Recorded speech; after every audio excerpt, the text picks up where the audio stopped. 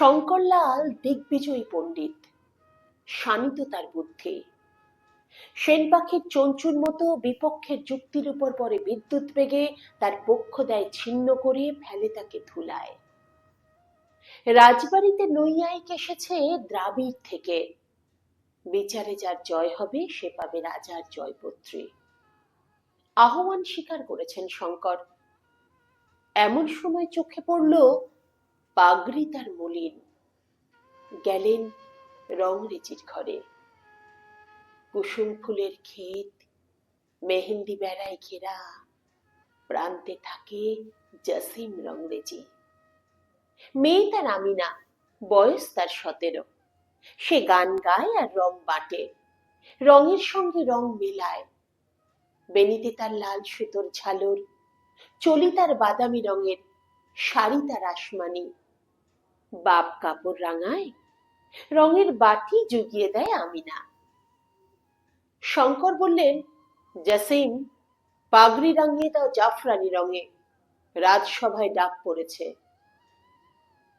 কুলকুল করে জল আসে নালা বেয়ে কুসুম ফুলের ক্ষেতে। আমিনা পাগড়ি ধুতে গেল, নালার ধারে তুঁত গাছের ছায়ায় বসে। ফাগুনের রৌদ্র ঝলক দেয় জলে, ঘুঘু ডাকে দূরের আমবাগানে। ধোয়ার কাজ হলো, প্রহর গেল কেটে।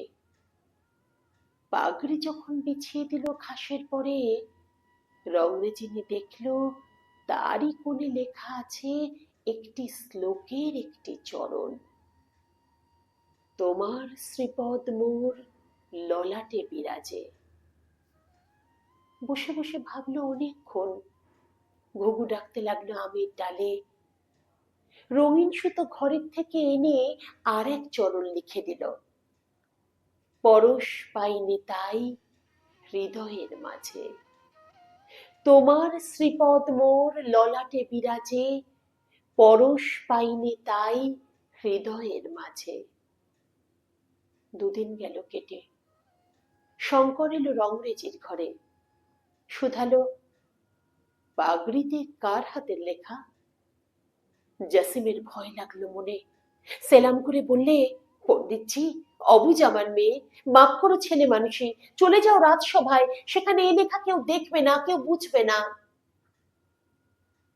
শঙ্কর আমিনার দিকে চেয়ে বললে, রংরেজিনী, অহংকারের পাকে ঘেরা ললাট থেকে নামিয়ে এনেছো শ্রীচরণের স্পর্শখানি হৃদয় তলে, তোমার হাতের রাঙা রেখার পথে। রাজবাড়ির পথ আমার হারিয়ে গেল, আর পাবো না খুঁজে।